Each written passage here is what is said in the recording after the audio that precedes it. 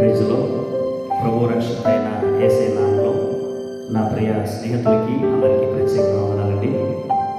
ఈ ఉదయకాల సమయంలో మరొకసారి మీ దగ్గర రావడానికి ప్రభు ఎంతగానో సహాయం చేశాడు. ఈ సమయంలో ఒక మాట చదువుకుందాం, ఒక షార్ట్ మెసేజ్గా. యెషయా గ్రంథం 50 వాక్యం చదివినప్పుడు, మీలో యెహోవాకు భయపడి ఆయన సేవకుని మాట వినివాడెవడు? యెషయా గ్రంథకర్త ద్వారా పరిశుద్ధ ఆత్మదేవుడు మనతో మాట్లాడుతున్నాడు. మీలో యెహోవాకు భయపడి. ఈ రోజున దేవుని భయం ఎవరిలో కూడా లేదు.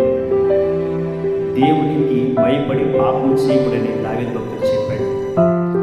దేవుని భయం ఉంటే మనం ఎలా ఉంటాం అంటే, ఫస్ట్ ఆఫ్ ఆల్ లోకానికి వేరుగా ఉంటాం, రెండవదిగా పాపానికి వేరుగా ఉంటాం.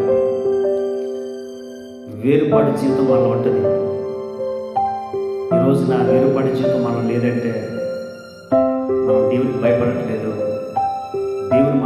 దేవుని యొక్క భయం మనం లేకపోతే మనం పాపంలోనే ఉన్నాం. ఇంకా మన శరీరాశలు పోలేదు, నేత్రాశలు పోలేదు, ఎప్పుడు టీవీలు చూస్తూ ఉంటాం, బూతు మాట్లాడుతుంటాం, వ్యసనాలు మారుకోలేదు, పాప సంబంధమైన క్రియలు మారుకోలేదు. ఇవేమీ మారకుండా ఒక సమర్పణ నీళ్ళు లేదు, ఒక ప్రతిష్టలో మనం లేకుండా మనం యెహోవాకు భయపడుతున్నాం అని అనుకోవడం హాస్యాస్పదం. యెహోవాకు భయపడాలి. ఎవరైతే యెహోవాకు భయపడతారో వాళ్ళు పాపం చేయలేరు, పాపానికి దూరంగా ఉంటారు. నీలో భయం ఉందా లేదా? ఉదయకాల సమయంలో ప్రశ్న వేసుకోండి. ఆయనకు భయపడి పాపం చేయకుండా